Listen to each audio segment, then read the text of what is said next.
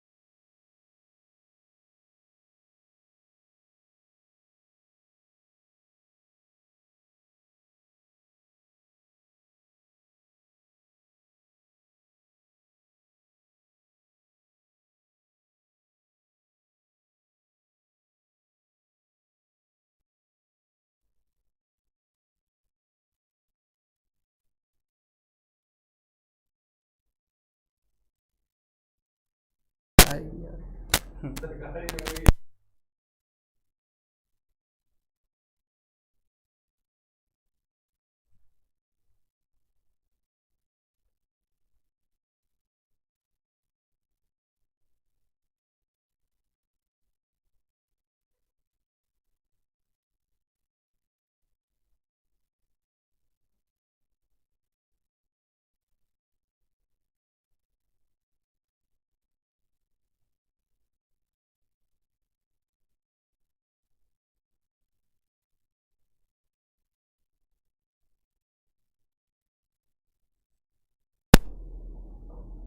देखिए बेटा, जय हिंद। बच्चों एक बात ध्यान रखिएगा कि ऑफलाइन ऑनलाइन एसटी खत्म होने के बाद ऑफलाइन एसटी चालू हो रही है, ठीक है ना। तो ऑफलाइन एसटी भी आप लोग दे सकते हैं आके, ये ध्यान रखिएगा। तो ऑनलाइन, और अगर मान लीजिए ऑफलाइन एसटी नहीं बनती तो फिर ऑनलाइन एसटी को कंटिन्यू रखेंगे हम, ठीक है। लेकिन अब वैलिडिटी नहीं बढ़ाएंगे, अब केवल एडमिशन ले रहे हैं हम, ये ध्यान रखिएगा। अब हमने वैलिडिटी बढ़ाना बंद कर दिया है, अब केवल एडमिशन होगा।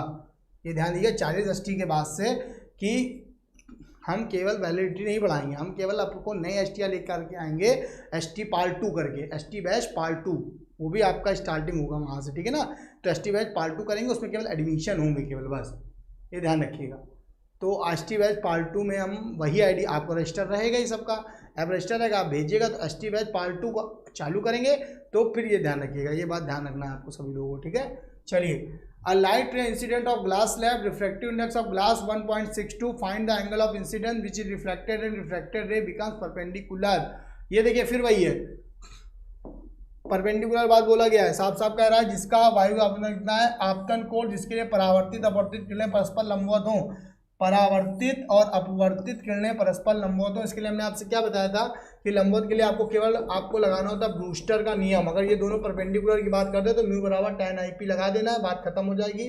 तो tan बराबर सीधे ये देखो, म्यू बराबर 1.62 tan IP निकालना है, IP बराबर tan इनवर्स 1.62, ये आंसर हो जाएगा, ठीक है। चलो बेटा नेक्स्ट देखते हैं अगला क्वेश्चन आपके सामने आ रहा है। अगला क्वेश्चन क्या है, जल्दी जल्दी देखते हैं, आगे बढ़ते रहते हैं।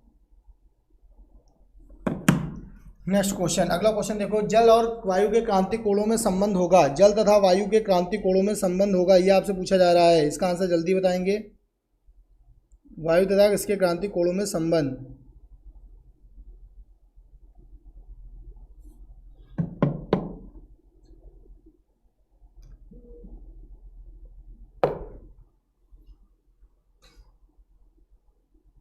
जल तथा वायु के क्रांतिक कोणों में संबंध क्या होगा, तो जल और वायु के क्रांतिक कोणों में संबंध देखिए, relation between critical angle of air and water.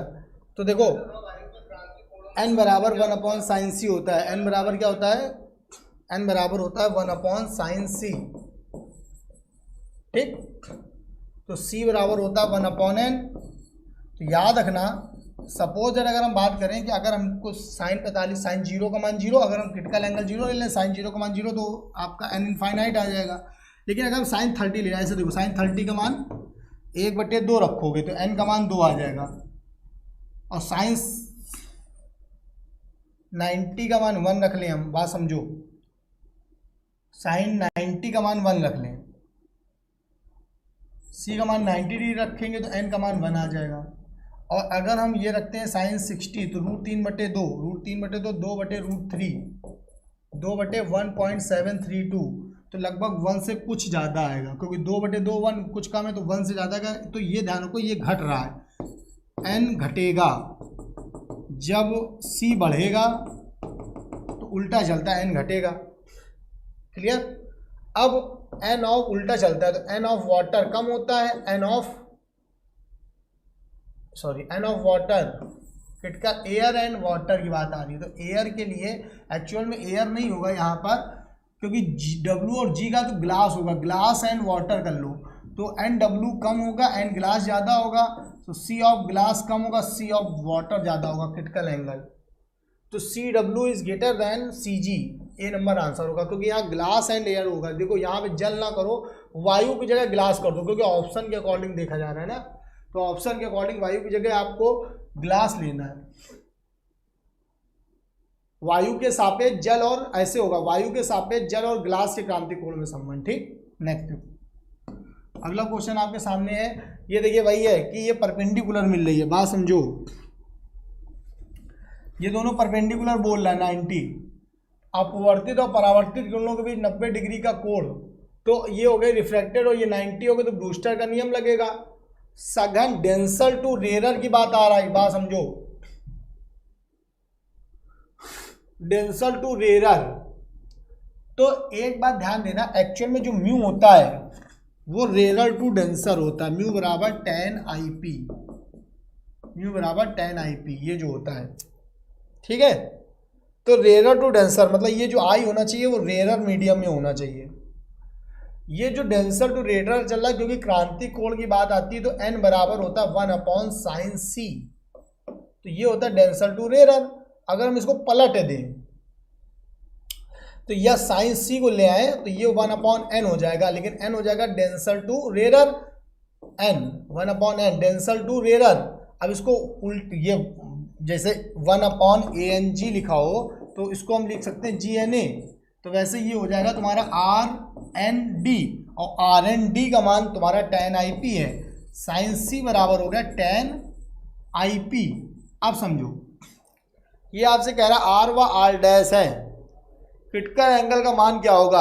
अब आपतन कोण देखो R और R डैश है तो IP बराबर R क्यों होगा, क्योंकि आपतन कोण बराबर परावर्तन कोण है ना कि R डैश, तो 10R लिख सकते हो यहाँ पर 10R, साइन सी हो गया, तो C बराबर सीधे तुम्हारा आंसर होगा 10 इनवर्स, या तो I लिखो, और I को अगर परावर्तन कोण से आपने डायरेक्टली चेंज किया, सॉरी 10I की जगह 10R हो जाएगा, लेकिन C साइन C बराबर, तो C बराबर साइन इनवर्स 10R, ये आंसर हो जाएगा। तो 10R यहाँ पे कौन सा A नंबर है, साइन इनवर्स 10R।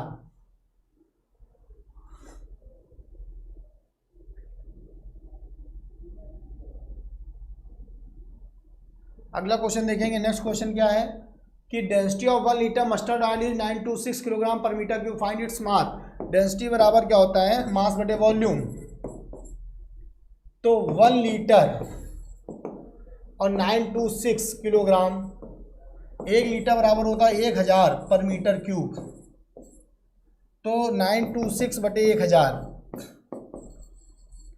बराबर 0.926 किलोग्राम पर मीटर क्यूब, यह आंसर हो गया 0.926 किलोग्राम पर मीटर क्यूब, यह आंसर हो।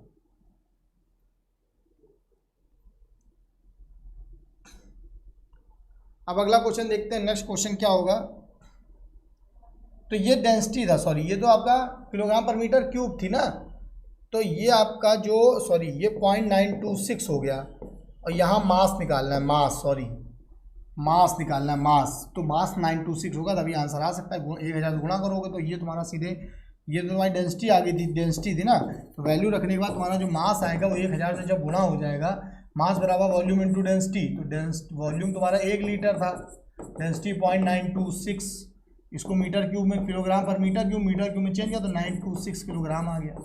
इसका आंसर 926 किलोग्राम आएगा, हमने डेंसिटी निकाल दी थी, ये डेंसिटी थी। फॉर्मूला डेंसिटी और मास होते वॉल्यूम, मास बराबर वॉल्यूम इंटू डेंसिटी कर लेना, ठीक, 926 आ जाएगा। अगला देखते हैं नेक्स्ट क्वेश्चन। अगला क्वेश्चन है, एक पिंड अपनी कुल यात्रा का पहली आधी दूरी पहली आधी दूरी एक समान, आधी दूरी की बात है। तो हमने आपको बताया था कभी भी यही क्वेश्चन हो कि आधी दूरी 2D का कॉन्सेप्ट है, आधी दूरी, और आधी दूरी V1 से, अगली आधी दूरी V2 से। तो यहाँ पे सीधा आंसर आएगा 2V1 V2 बटे V1 plus V2, 2V1 V2 बटे V1 प्लस V2, ये आपका आंसर आ गया। ठीक है, क्लियरली।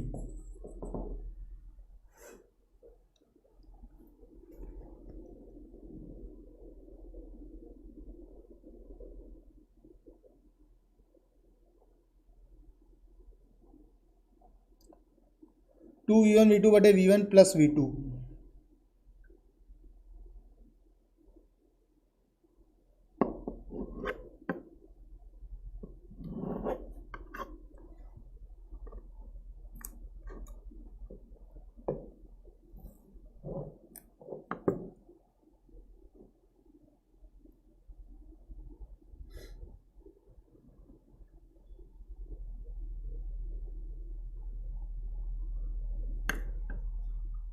नेक्स्ट देखते हैं अगला क्वेश्चन क्या होगा। 30 मीटर पर सेकेंड ये वेग से श्रोता माने ऑब्जर्वर होता, ध्यान देना, श्रोता है। अगर आपको ना समझ में आ रहा हो तो हम बड़ा कर दें, पहले हिंदी इंग्लिश वाला देख लो। Find the sound source moving towards an observer if it original frequency of sound 600 hertz, find the apparent frequency. Apparent frequency निकालना है, ऑब्जर्वर की ओर मूव कर रहा है, ऑब्जर्वर समझते हो ना, जो तुम खड़े उसकी ओर आ रहा है साउंड सोर्स, ये साउंड सोर्स या इंजन जो है वो इसकी ओर मूव कर रहा है, ये तुम्हारा ऑब्जर्वर हो गया। ये वेलोसिटी 30 मीटर पर सेकेंड हो गई, वीएस हो गई, जिसकी आवृत्ति मतलब ये ओरिजिनल आवृत्ति 600 दे रहा है साइकिल पर सेकेंड। अब आपको ये इसकी ओर आ रहा है, ध्यान दो, वीएस। तो आवाज़ कैसे, देखो पहले तो फॉर्मूला होता है एन डैश बराबर v plus minus v not v plus minus v s गुणे एन। अब ऑब्जर्वर मूव कर नहीं रहा तो आगे बढ़ाते चलो इस फॉर्मूले को, तो एन डैश बराबर ऑब्जर्वर मूव कर नहीं रहा, सीधे वी लेना है। अब वी एस इसकी ओर आ रहा है, आवाज़ को तेज करना है तो वी माइनस वी एस गुणे एन अप्लाई कर लो। 330 बटे 330 माइनस 30, क्योंकि वी एस का मान 30 है, इंटू 600, 300 गुणे 6, 2 आ गया 660 आंसर, 660 हर्ट्ज ये आंसर आ जाएगा, 660 हर्ट्ज।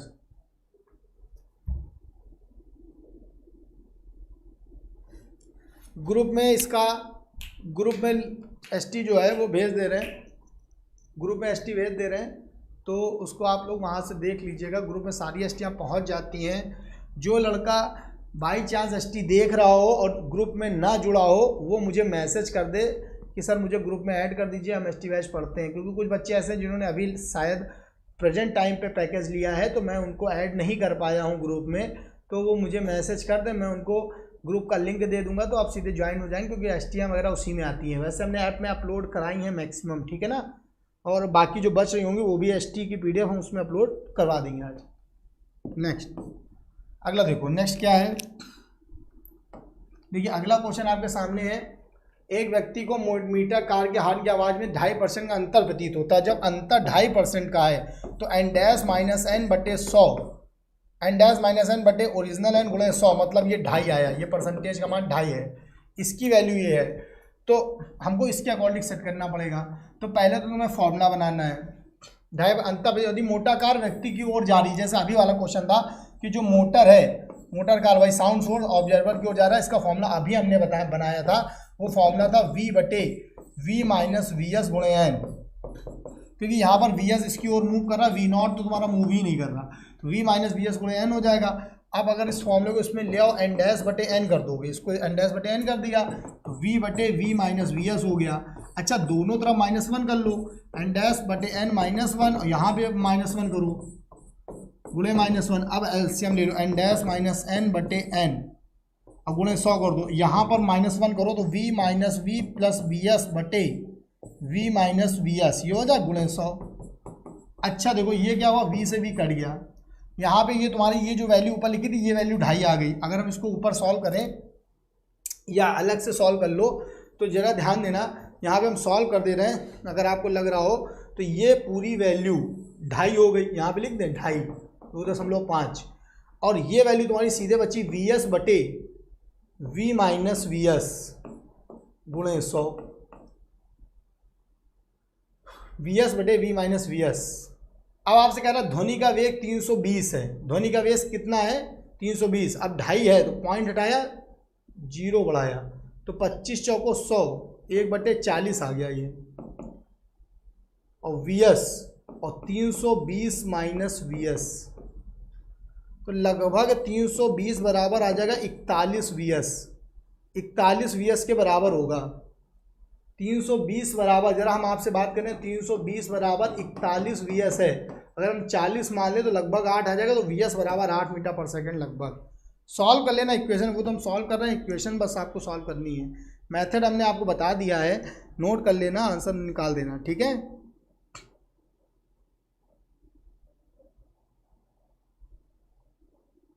अब अगला क्वेश्चन देखते हैं, नेक्स्ट क्वेश्चन क्या होगा, चालू कर रहे हैं। अगला क्वेश्चन देखो, अगला क्वेश्चन आपके सामने है, एक कण किसी सरल रेखा में एक समान त्वरण से गतिमान है, स्ट्रेट लाइन में मूव कर रहा है, स्ट्रेट लाइन,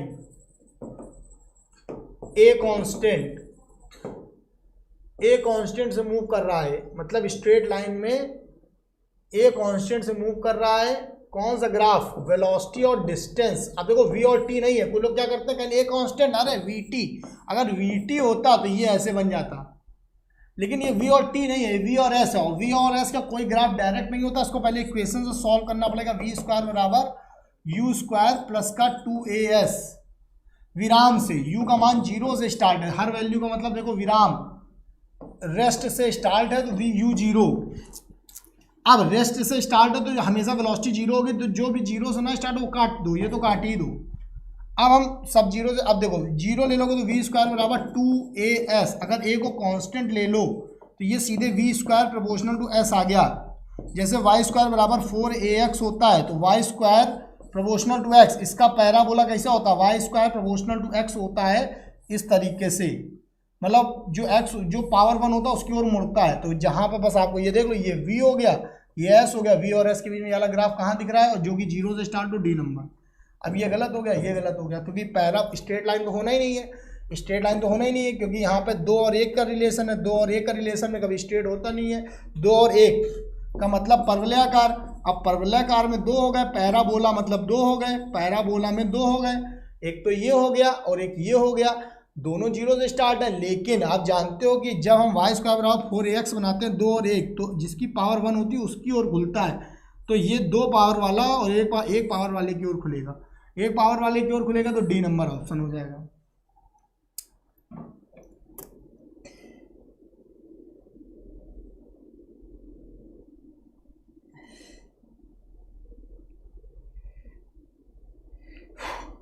अगला देखते हैं, नेक्स्ट अगला क्वेश्चन आपके सामने है, the resistance of platinum resistance thermometer is 2.671 and 10 degree Celsius, 3.70 at 100 degree Celsius, find the temperature at we resistance become 3.26, किस ताप पर 3.26 हो जाएगा। ये इंग्लिश में क्वेश्चन आपके सामने क्लियरली दिख रहा होगा, ना दिख रहा हो तो हम बड़ा कर दे रहे हैं।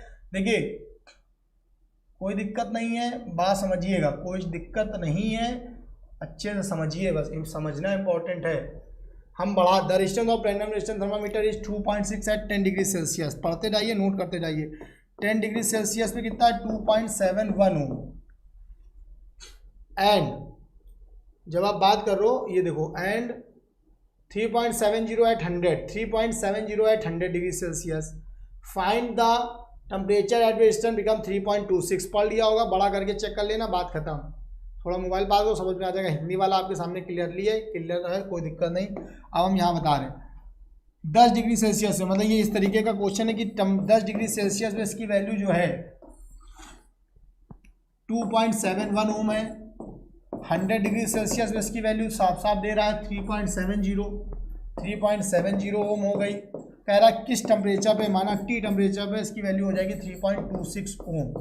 अब आपको सॉल्यूशन ये करना है, इससे इसको घटाओ t-10, वही चीज़ यहाँ कर दो, 3.26 माइनस 2.71, अब डिवाइड कर लो, डिवाइड करोगे तो 100 माइनस 10, 100 माइनस 10 क्या, यही चीज़ यहाँ करो तो 3.70 माइनस 2.71,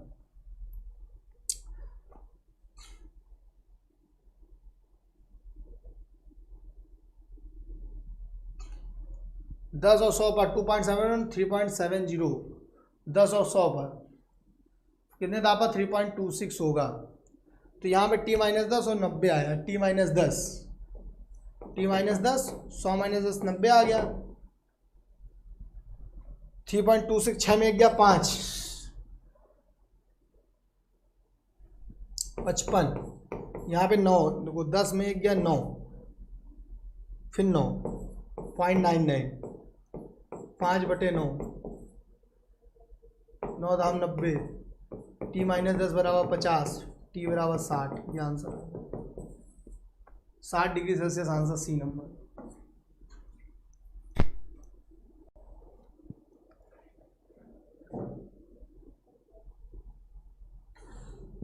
अगला देखते हैं नेक्स्ट।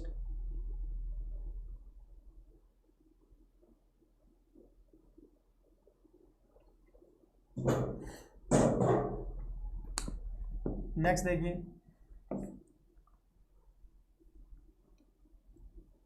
अगला क्वेश्चन आपके सामने, find the increment in internal energy of the system. Increment in internal energy of the system, increment निकालना है system. If 2 kilo calorie heat is given, delta Q आपको दे रहा सीधे 2 किलो कैलोरी मतलब 2000 कैलोरी, 1 कैलोरी में 4.2 joule, 2000 × 4.2 गया तो 42 दूनी 84, 20 से मतलब है ना 8400 जूल, ये हो गया। अब डेल्टा क्यू बराबर delta U plus W, delta U Q बराबर डेल्टा यू प्लस डब्लू। अब डेल्टा क्यू बराबर निकालेंगे हम, तो डेल्टा क्यू बराबर डेल्टा यू प्लस डब्लू है, तो यहाँ पर आपका हो जाएगा 8400 बराबर डेल्टा यू आपको निकालना और डब्लू 8400, उसके बाद डेल्टा यू और कितना कर रहा है, वर्क इज 5 जूल, तो घटा दो जाके तो डेल्टा यू आ जाएगा 7900 जूल, ये आंसर हो गया।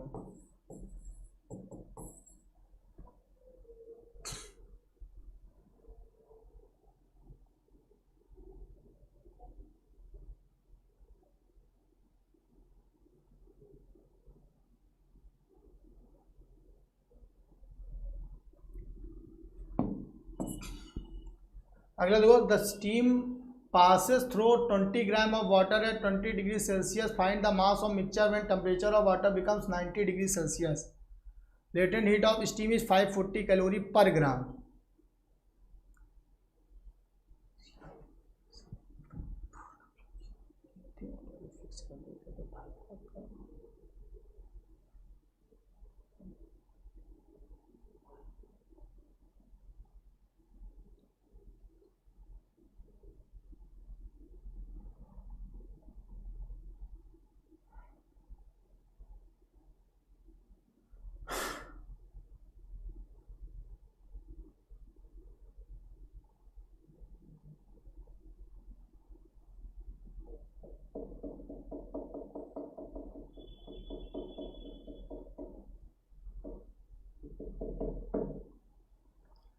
अब इसके बाद अगला देखेंगे, नेक्स्ट क्या है जरा, 20 डिग्री सेल्सियस के 22 ग्राम पानी में भाप प्रवाहित की जाती है, वह द्रव्यमान ज्ञात कीजिए जब जल का ताप 90 डिग्री सेल्सियस हो जाता है।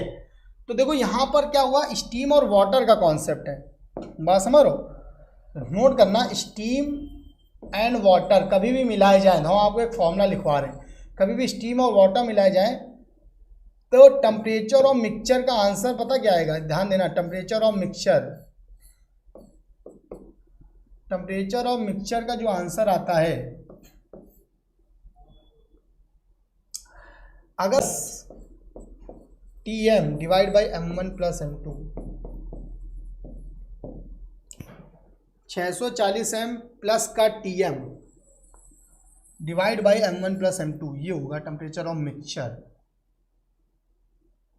अब ये ना याद कर लो, अगर इसका आंसर कभी भी 100, टेम्परेचर ऑफ मिक्सचर का आंसर कभी भी 100 के ऊपर है तो भी आंसर 100 है, कभी भी टेम्परेचर ऑफ मिक्सचर का आंसर अगर इक्वल टू 100 आ जाए तब तो 100 होगा ही, या फिर टेम्परेचर ऑफ मिक्सचर का आंसर तुम्हारा आंसर जो आ जाएगा 100 के ऊपर में 100 टिक किया जाता है, ये ध्यान रखना, कभी 100 के ऊपर नहीं, अगर 100 के ऊपर सॉल्व करने पा रहा 100 टिक करोगे या तो एग्जैक्ट 100 आ जाएगा। अब ये तब होता है जब कंप्लीटली पिघल जाती है, ठीक है ना, अगर स्टीम कंप्लीटली पिघल नहीं रही होगी तो वैल्यू ज़्यादा जाने लगेगी, बस ये ध्यान देना। यहाँ पे जब 90 है दे रहा है, जल का ताप 90 हो जाता है, तो ये लास्ट केस है, लेस देन 100। तो लेस देन 100 में स्टीम कंप्लीटली पिघल जाती है।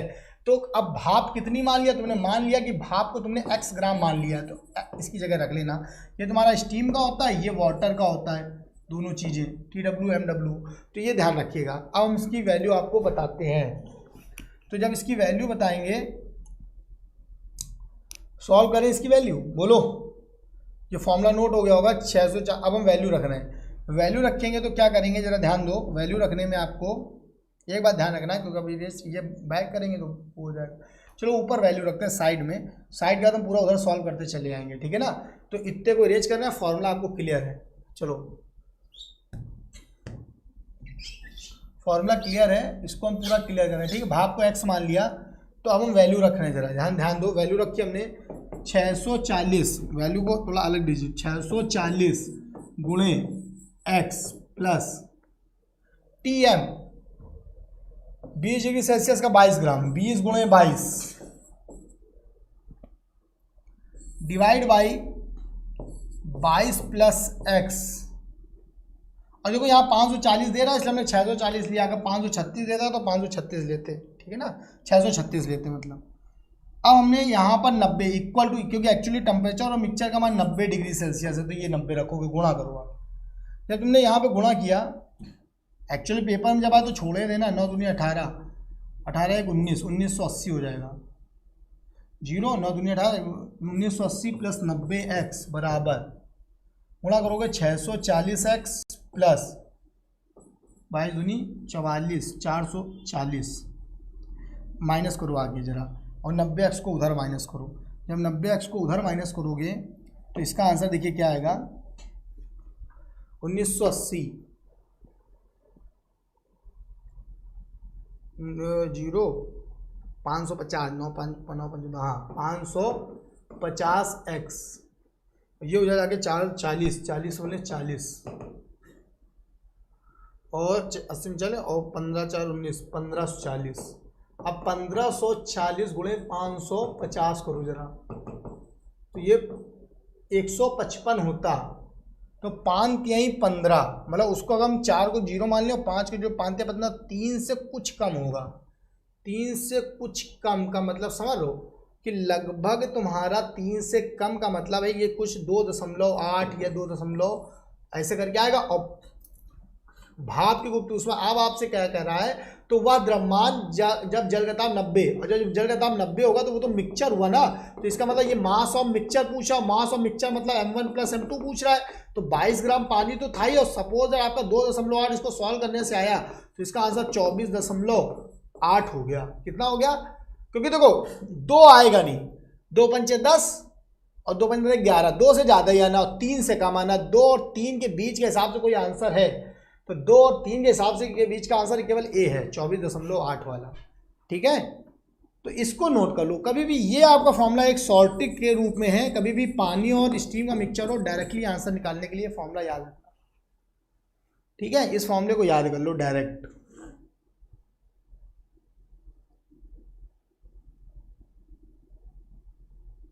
यहाँ स्टीम तुम्हें आ गई कि स्टीम तुमने x मानी थी, तो स्टीम तुमने x आ गई। अब अच्छा एक्चुअल में टेम्परेचर ऑफ मिक्सचर तो 22 प्लस x है ना, इसी को बोलते हैं मास ऑफ मिक्सचर। तो यही पूछा कि जब 90 डिग्री सेल्सियस का हो रहा है तो कितना होगा। तो अगर x का मान तुम्हारा 2.8 आया तो मिक्सचर बताना, 2.8 नहीं 22 प्लस 2.8 करना, तो 24.8। अगला, किसी झील के ऊपरी तल का पानी जमने ही वाला है तो झील के निचले तल का ताप, निचला माने समझ लो ना, निचले तल का ताप 4 डिग्री सेल्सियस। झील के निचले माने बॉटम, डीप इनसाइड सरफेस। तो झील के अंदर जो ताप होता है वो हमेशा कितना होता है, 4 डिग्री सेल्सियस। झील की तली का ताप, निचले तल का ताप 4 डिग्री सेल्सियस हुआ। अगला देखो next, eight which velocity of sound become double of its velocity 0 degree Celsius, ठीक है। तो 0 डिग्री सेल्सियस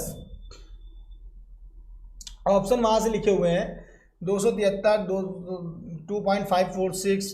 अरे यार भाई कैसे टाइप करी सर, ये है देखो वो ऑप्शन है, केवल ऑप्शन देखो यहाँ से, ऑप्शन 273 केल्विन, बहुत गलत छोटू ने टाइप कर दिया है।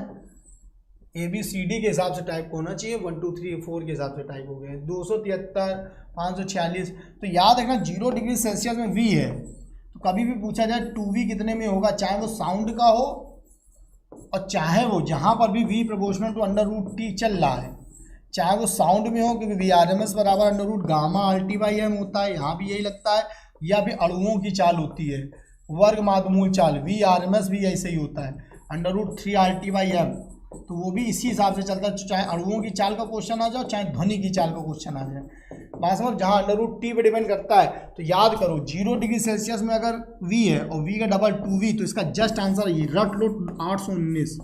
तो 819 को अगर केल्विन में पूछ ले तो 819 और 273 जोड़ लो 1092 आ जाएगा। तो डायरेक्टली याद कर लो इसको, थ्योरी के रूप में बहुत पूछा आता है कि 0 डिग्री सेल्सियस अभी है तो 0 का दुग्धा 0 डिग्री सेल्सियस का डबल 819 पे होता है, याद है, double of its velocity at 0, 0 का डबल होता है 819 पे, 2V 819 पे हो जाएगी। इसको केल्विन में निकाला 1092, तो 1092 केल्विन के हिसाब से हमारा आंसर कौन सा होगा, C नंबर। अच्छा, अब कुछ लोग कहेंगे सर ये करा कैसे, तो कर सकते हो V1/V2 बराबर √T1/T2। तो T1 का मान अगर आप निकालोगे 273 प्लस 0 लेकर तो 273 केल्विन हो जाएगा। अब यहाँ से वैल्यू रखने पे T2 तुम सॉल्व कर लेना, T2 1092 केल्विन आ जाएगा वैल्यू रखने के बाद। V1 की जगह V रख लेना, V2 की जगह 2V रख लेना बस। T1 की जगह तुम 273 रखोगे, स्क्वायर करो 1/4 आ जाएगा, 173 273 का 4 गुणा 1092 आ जाएगा। लेकिन याद कर लो ये वैल्यू डायरेक्ट, अगर डायरेक्ट याद कर लो तो बहुत अच्छी बात है। अगला क्वेश्चन है, दिन का ताप 10 है और ताप बढ़ा के 30 कर रहे हो, तो यार ये तो पता ही है कि temperature increases velocity increases, temperature increases velocity increases, temperature increases velocity increases. अब आपसे कह रहा है कि समय क्या होगा, तो अगर वेलोसिटी बढ़ गई तो समय घट जाएगा, टाइम डिक्रीजेस, जो बीच का समय है वो घट जाएगा। भाई दूरी में अगर पहले जिस चाल से चल रहे थे उससे T लगा, तो अब जब चाल बढ़ गई तो T से कम हो जाएगा। पहले 2 सेकंड लग रहे थे, जब तक 10 डिग्री सेल्सियस के हिसाब से चल रहे थे 2 सेकंड लग रहे थे, ताप बढ़ा वेलोसिटी बढ़ी, समय कम लगेगा तो 2 से कम लेना, 2 से कम केवल एक ऑप्शन है, बिना सॉल्व किए 1.96 सेकंड, बिना सॉल्व किए 1.96 सेकंड आंसर, बिना सॉल्व किए 1.96 सेकंड आंसर हो जाएगा। ठीक है,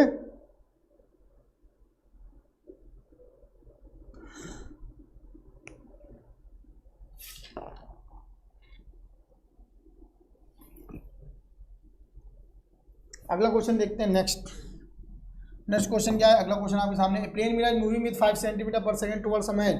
तो प्लेन मिरर 5 सेंटीमीटर आपके निकट आ रहा है, इसमें अपना प्रतिबिंब देख रहा है, आपका प्रतिबिंब आपकी ओर किस क्षेत्र, अगर आप चाहे आप इसकी ओर चलो, भाई इन दोनों में रिलेटिव का अंतर होता है, ये 0 है, ये 5 से आ रहा है, तो रिलेटिव निकाला V, और रिलेटिव इमेज हमेशा रिलेटिव स्पीड का डबल हो जाती है, तो 2 × 5 10 हो जाएगा, 10 सेंटीमीटर पर सेकेंड आंसर। जरूरी नहीं अगर आप इसकी ओर आते ये रुका होता तो भी 5 बनती, ये रुका ये इसकी ओर आ रहा तभी, हाँ अगर दोनों चल रहे होते, दोनों चले विपरीत दिशा में, तो रिलेटिव पहले निकालोगे, रिलेटिव कैसे आएगी, प्लस करके आएगी। अगर दोनों विपरीत चल रहे हो, दर्पण हो ये, तो फिर रिलेटिव इसकी माइनस करके आएगी। रिलेटिव जब निकाल लेना तो रिलेटिव स्पीड का डबल करना इमेज निकालने के लिए, इमेज निकालने के लिए रिलेटिव का डबल करते हैं। तो यहाँ दर्पण इसकी ओर आ रहा है, ये तो चल नहीं रहा था, रिलेटिव निकाला तो ये 0 ही लेना, चाहे ऐड करो झगड़ा, तो रिलेटिव इसका 5 आ रहा है, 5 का डबल किया तो 10 आया। तो हमेशा इमेज की जो वेलोसिटी होती है वो इन दोनों के बीच का जो रिलेटिव होता है उसका डबल करते हैं। अगला, एक माइक्रोफारेड धारिता के समांतर प्लेट धारिता प्लेट के बीच की दूरी आधी कर दी जाती है। तो फॉर्मूला है कि कैपेसिटेंस बराबर होता है A/0/d, तो C प्रोपोर्शनल टू 1/d होगा, तो d को अगर हम 1/2 करेंगे तो ये 2 गुना हो जाएगा, 2 गुना हो जाएगा, तो 1 माइक्रोफैरेड का दुगना करोगे तो 2 माइक्रोफैरेड आ जाएगी। दूरी आधी करने से कितने हो जाएगी, दूरी आधी करोगे तो धारिता दुगनी हो जाएगी, ये आंसर हो गया। Next, the energy stored in the form of charge capacitor, एक आवेशी संधारित्र में ऊर्जा संरक्षित रहती है। तो याद रखिएगा जो पैरेलल प्लेट कैपेसिटर होता है उसके बीच में ऊर्जा रहती है, पैरेलल प्लेट कैपेसिटर के बीच में, आवेशी संधारित्र के बीच में जो ऊर्जा रहती है वो हमेशा इलेक्ट्रिक फील्ड के रूप में रहती है, वैद्युत क्षेत्र के रूप में, इलेक्ट्रिक फील्ड के रूप में, वैद्युत क्षेत्र के रूप में, इलेक्ट्रिक फील्ड के रूप में रहती है, ध्यान दो, इलेक्ट्रिक फील्ड के रूप में रहती है, वैद्युत क्षेत्र के रूप में रहती है।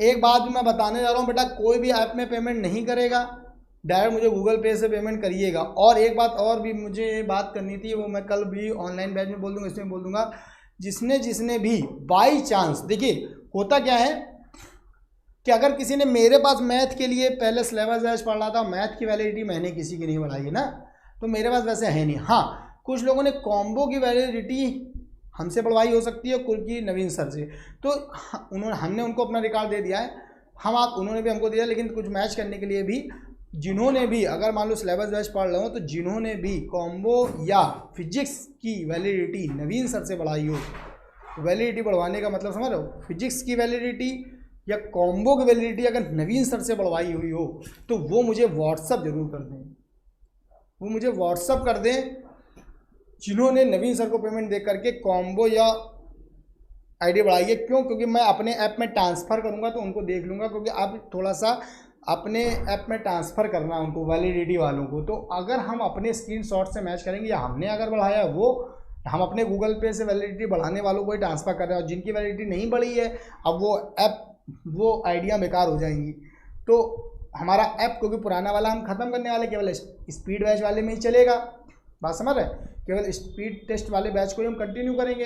तो जिन्होंने मुझसे वैलिडिटी बढ़वाई है उनका तो मेरे पास रिकॉर्ड है, तो मैं उसको ट्रांसफ़र कर दूंगा। और अगर बाई चांस मान लो नवीन सर को आपने पेमेंट कर दिया है, और कॉम्बो वाले विशेष ध्यान दें, कॉम्बो की वैलिडिटी, या फिर आपने अगर कॉम्बो वाली या फिर आपने फिजिक्स की वैलिडिटी नवीन सर से बढ़वाई हुई हो, तो वो मुझे आप भेज दीजिए, तो हम अपनी आइडिया अगर कुछ छूट जाएंगी तो उनको ट्रांसफ़र कर लेंगे अपने ऐप में, ठीक है ना। क्योंकि ऐप आप जान लो कि आगे कंटिन्यू एक ऐप चलेगा, दूसरे वाले दो में अपडेट करना पड़ता है, सब कुछ है, अपडेट करने में दिक्कत आ रही, इसलिए आप लोग एक बात ध्यान रखिए, ठीक है ना।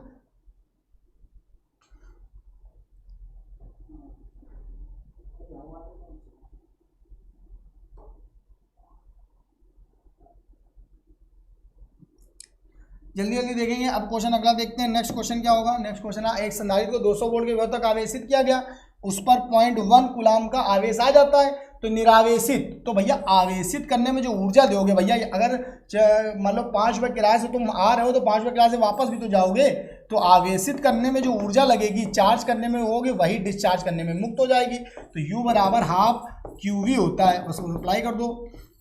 आवेशित करने में ऊर्जा जो थी Q.1, ये 200 वोल्ट, तो ये आपने काटा 100 के हिसाब से 10 जूल, आंसर, बात खत्म। हाँ, कुछ लोग इसमें गलती पता क्या करते हैं, कुछ लोग लगाते थे किया गया कार्य का फॉर्मूला, वो गलत हो जाता है। क्यों? क्योंकि यहाँ पर एक बिंदु से दूसरे बिंदु तक ले जाने में कार्य नहीं है, यहाँ आवेशित करने की बात है, तो ये फॉर्मूला नहीं लगेगा, यह लगेगा 10 जूल वाला, हाफ QV वाला। अगला क्वेश्चन है, दो समान मात्रा की गोली A और B है, उन पे विपरीत आवेश +9 -9 दिया गया। अच्छा, समान मात्रा मतलब पहले मास सेम थी, Ma बराबर Mb था, अब हुआ क्या, इस पर +9 हुआ तो इसके 9 इलेक्ट्रॉन कम हुए, तो मास कम हो जाएगा। इस पे -9 इलेक्ट्रॉन ज़्यादा हो गए, तो 9 इलेक्ट्रॉन मास आने से इसका मास ज़्यादा हो जाएगा। जब मास ज़्यादा हो जाएगा तो Mb का मान Ma से ज़्यादा हो जाएगा, बस बात खत्म। कि B की मात्रा बढ़ेगी, मात्रा माने होता है अमाउंट, मास, B की मात्रा बढ़ेगी, mass of B increases. English में है बेटा, इंग्लिश वाले ध्यान दें कि आप अपना ये जो है इसको जब डाउनलोड हो, क्वेश्चन बड़ा करके समझ सकते हैं, पढ़ सकते हैं, सब कुछ लिखा हुआ है, बाइलिंगुअल है। दो आवेश D दूरी पर स्थित 2 charge plate at distance D, then force F, तो F प्रोपोर्शनल टू 1/r² चलता है कि नहीं चलता, बताओ। F प्रोपोर्शनल टू होता है K या 9 × 10⁹ Q1 Q2/r², तो F प्रोपोर्शनल टू r² है। बीच की दूरी D दूरी थी, मान F था, D/2 कर दिया, मतलब हाफ करने से 1/2 का स्क्वायर होगा, 4 गुना हो गया, बल कितना हो गया, 4 गुना। तो जब पहले D थी, D से अगर बल F था तो D/2 करने से ये 4 गुना होगा, 4 गुना, 4 गुना का मतलब 4F प्रभावी बल। अच्छा, ये ध्यान दो, अब हमने ऐसे करा, ऐसे बहुत से लोग करेंगे 4F ऑप्शन ही नहीं, अगर 4F होता बाई चांस 4F होता तो बहुत से लोगों का गलत हो जाता, 4F आंसर नहीं। क्यों? क्योंकि उनके कहा D/2 मोटाई की तांबे की प्लेट रख दी। इस वर्ड को सबसे पहले देखना, यहाँ पर प्लेट रखी जा रही है, वो भी कॉपर की रखी जा रही है, मेटल की रखी जा रही है, तो K का मान अनंत, और F प्रोपोर्शनल टू 1/K चलता है। अगर अनंत कर दोगे, कोई भी कॉपर प्लेट रख दोगे तो बल 0 हो जाएगा, ध्यान देना। कभी भी मेटल प्लेट रख दोगे तो बल 0 हो जाएगा, तो 4F वाला कॉन्सेप्ट यहाँ नहीं लगेगा, यहाँ पे यह वाला कॉन्सेप्ट लगेगा, कॉपर प्लेट की वजह से इसका आंसर 0 हो जाएगा। वो लोग जल्दी में लगा देते हैं ये वाला कॉन्सेप्ट, जैसे हमने लगाया यहाँ पे ये वाला कॉन्सेप्ट नहीं है। हाँ भाई हमको इसलिए पता चल गया क्योंकि यहाँ ऑप्शन नहीं था, लेकिन अगर हमको दिख जाता पेपर में 4F ऑप्शन है तो हम टिक कर देते, हम तांबे की प्लेट को भूल जाते। तो क्वेश्चन पढ़ना बहुत इंपॉर्टेंट है। कुछ लोग बस ये देखते हैं मोटाई आधी करी गई तो उससे क्या आएगा, तो 4F ऑप्शन मिल जाता तो लोग 4F टिक कर देते, ये को मिला नहीं तो हमने फिर से पढ़ा तो तांबे की प्लेट के हिसाब से आंसर 0 आएगा।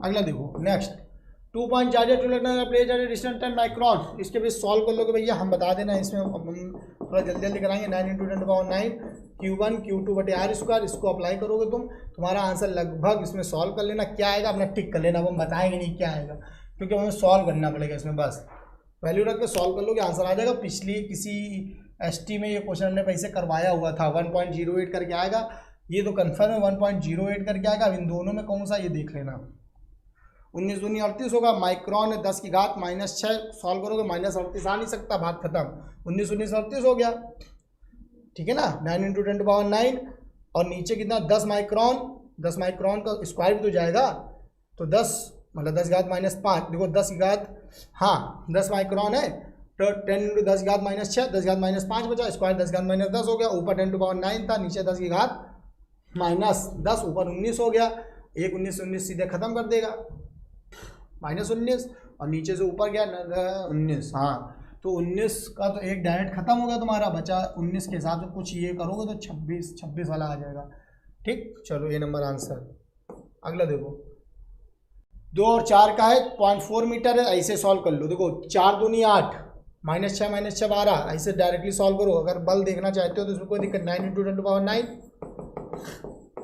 4 दूनी 8 माइक्रो, -6 -6 -12, बीच की दूरी 0.16, 4 मीटर हो गया, r², 4 को 16 है ना, 0.16, 12 पॉइंट हटाया, 2 0 बढ़ा दिया, 2 0 बढ़ाने का मतलब ऊपर बढ़ाएंगे 9 9 2 11 हो गया, माना 72, 16.45 न्यूटन आंसर आया। 16 को 64 के साथ 0.45 एक बच रहा है, सीधे 0.45 आंसर। अगला देखो हाइड्रोजन परमाणु की प्रथम कक्षा की त्रिज्या A0 है, बात ध्यान दो जरा एक बात, प्रथम कक्षा की त्रिज्या A0, हाइड्रोजन परमाणु के अभी आज ही पढ़ाया ये, प्रथम कक्षा की त्रिज्या मतलब फर्स्ट की त्रिज्या A0 है, तो दूसरी कक्षा की पूछ रहा है, R2 मतलब पूछ रहा है दूसरी कक्षा है, तो R = n² z चलता है। यहाँ हाइड्रोजन दोनों चीज़, हाइड्रोजन प्रथम है, हाइड्रोजन की द्वितीय है, तो z = 1 फिक्स हो गया, इससे मतलब नहीं। R = n², R1/R2 = n1/n2 का होल स्क्वायर, यह सॉल्व कर लो। पहली कक्षा दूसरी कक्षा 1/2 का होल स्क्वायर 1/4 आ गया, R2 = 4A0 आ गया, क्योंकि R = n² चलता है, सीधे दूसरी कक्षा के लिए 4 गुना आंसर आएगा, 4 गुने के साथ 4A0 आंसर, ये नंबर आंसर होगा, ठीक है। अगला देखो नेक्स्ट, रदरफोर्ड मॉडल के सिद्धांत में इलेक्ट्रॉन का पथ आज ही बताया है, आज या कल वाले क्वेश्चन में मैंने सिलेबस में पढ़ाया है, आप जो लोग हैं वो देख सकते हैं। रदरफोर्ड ने बताया था कि इलेक्ट्रॉन का पथ जो होता है वृत्ताकार होता है, रदरफोर्ड ने भी यही बताया था, बोर ने भी यही बताया था, वृत्ताकार। द्विवृत्ताकार सही क्या होता है, द्विवृत्ताकार जो समरफील्ड ने बताया था। बाकी इन दोनों ने ये वाली ड्रॉबैक दोनों में थी, वृत्ताकार पथ दोनों ने बताया था, रदरफोर्ड ने और बोर दोनों ने बताया था, दोनों में यही ड्रॉबैक थी। समरफील्ड ने सही बात बताई थी द्विवृत्ताकार की। वोल्ट/मीटर मात्रा का वैद्युत क्षेत्र का, वोल्ट/मीटर किसका मात्रा का, वैद्युत क्षेत्र, आंसर टिक कर लो, बात खत्म, हमारा क्वेश्चन क्लियर हो गया, पेपर क्लियर हो गया, ठीक है। तो मिलते हैं आपको नेक्स्ट क्लास में। जय हिंद, जय हिंद बच्चों।